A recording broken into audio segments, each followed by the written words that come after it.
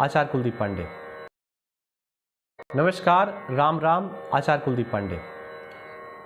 एक ऐसे योग के बारे में हम चर्चा करेंगे जिसका नाम सुनते ही मन में भाव नहीं भय उत्पन्न हो जाता है, लोग डर जाते हैं। लेकिन बहुत किस्मत वाले होते हैं वो लोग जिनकी जन्म कुंडली पर होता है कालसर्प योग। कालसर्प योग बनता कैसे है?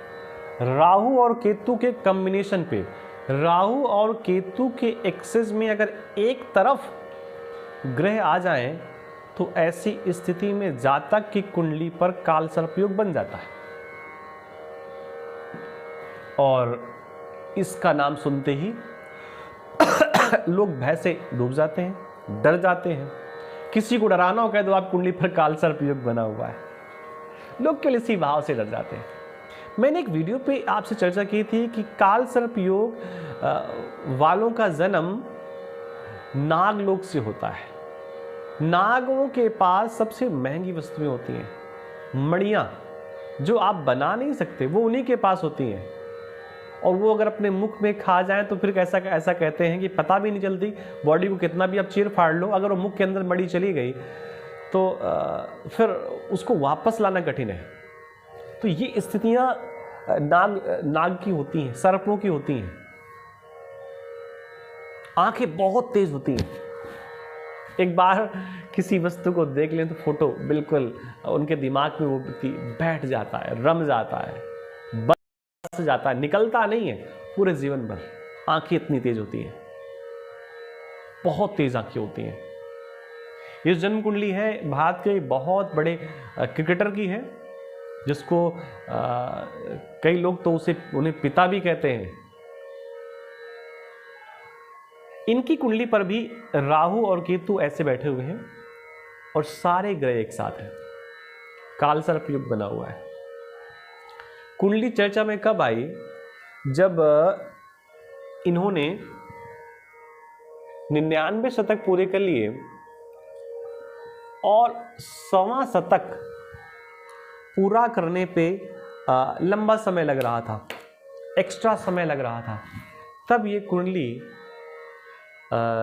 आचार्यों के पास गई, जाति पहले भी थी, ज्योतिषियों के पास गई और अब बहुत सारी बातें पब्लिकली नहीं कही जाती। उसके बाद कालसर्प योग का पूजन किया गया, पूजन करवाया गया, शिव जी का पूजन करवाया गया, ऐसे महादेव का जिनके मस्तक पर नाग विराजित हैं। और जब ये पूजन हुआ तब 1.25 शतक पूरा हुआ, क्योंकि 99 शतक तो ऐसे हो चुके थे।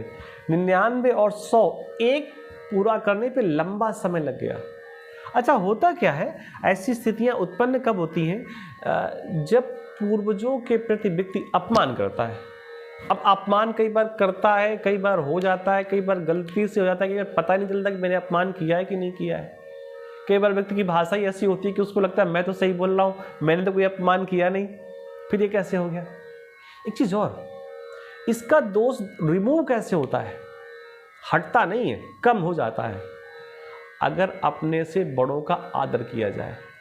आप कभी भी देखें ना, आपको सचिन तेंदुलकर के बारे में थोड़ी जानकारी अगर मिलेगी, अपने गुरु का बड़ा आदर करते थे, अपने गुरुओं का बहुत आदर करते थे। इतने बड़े खिलाड़ी बने, उसके कारण कुछ न कुछ तो ग्रहों की स्थितियां होंगी। देखिए, विष दोष बना हुआ है कहां पर? पंचम भाव पर, शिक्षा के भाव पर। कितनी शिक्षा हुई मुझे जानकारी नहीं है, क्योंकि मुझे क्रिकेट में इतना इंटरेस्ट है नहीं, तो यहां पर बना हुआ है। मैंने एक बार चर्चा में चर्चा किया था, विष दोष वाले बहुत आगे तक जाते हैं। विष दोष भी है, कालसर्प दोष भी है तो दोष पूजन पाठ से, प्रार्थना से और स्तुति से ऐसे दोषों को आशीर्वाद में परिवर्तित कर लिया जाता है। सूर्य उच्च का है, बुध उच्चतम नीच का है, नीचा विलासी नहीं, नीच का है। और यहां पर बन रहा है बहुत बड़ा संयोग गुरु और मंगल का, जिसमें मंगल मकर में उच्च के होते हैं और गुरु मकर में नीच के होते हैं। ये एक बहुत बड़ा राजयोग बन रहा है। शनि महाराज लग्न पे है, कर्म के भाव पर है। तो हमें कुछ और डिटेल डिस्कशन नहीं करना था, हमें सिर्फ इतना बताना था यहाँ पर। और इन शनि महाराज पर गुरु महाराज की दृष्टि भी है। तो सारी कुंडली आप सब जानते हैं, कोई डिस्कशन नहीं, केवल मैं डिस्कशन कर रहा था कालसर्प। तो कालसर्प योग से घबराने की आवश्यकता नहीं है, बस थोड़ा सा समझने की आवश्यकता है कि वाकई में कालसर्प दोष समस्याएं देता है या हमारे लिए लाभकारी होता है। देखिए, कालसर्प कठिनाई तो बहुत देता है। इतनी बड़ी अपॉर्चुनिटी प्राप्त करना, ऐसे कोई रास्ते में पड़े तो मिल नहीं गई कि बाजार से गए वहां से परचेज कर लाए कि दे दो भैया। मेहनत की ना, जीवन में एफर्ट किया, तब जाकर के ये स्थितियां उत्पन्न हो पाई।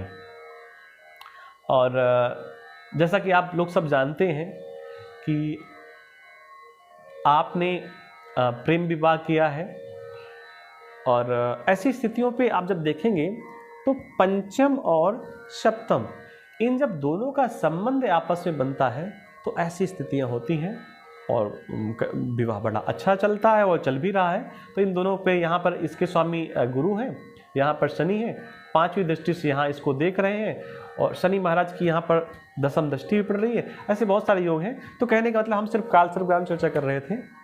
तो कालसर्प योग से घबराए नहीं। अगर आपकी कुंडली पर है तो प्रसन्न होने की आवश्यकता है। शिव का पूजन, शिव की आराधना विधिवत करने की आवश्यकता है, और ऐसा कर लेंगे तो निश्चित मानिए, जिस प्रकार कालसर्प दोष होने के बावजूद, विष दोष होने के बावजूद इतनी ऊंचाई तक पहुंचे कि वहां तक कल्पना नहीं की जा सकती, आप भी पहुंचेंगे। कोई कल्पना नहीं कर पाएगा, आप स्वयं अपने आप में कल्पना नहीं करेंगे, आपको पता ही नहीं चलेगा मैं क्या कर रहा हूं, मैं कितना आगे पहुंच गया। अगर आपकी जन्म कुंडली पर कालसर्प योग है तो कालसर्प योग कई प्रकार का होता है, किन किन भावों पे बनता है, किन भावों के प्रति क्या प्रयास करना चाहिए, ये बहुत सारी चीज़ें हैं। तो बस आज के संस्करण में इतना ही। मिलते हैं नई जानकारी के साथ आपसे। तो अगर चैनल पर पहली बार है तो उसको सब्सक्राइब जरूर कर लें, और सबको पुनः राधे कृष्णा, नमस्कार, जय जगन्नाथ।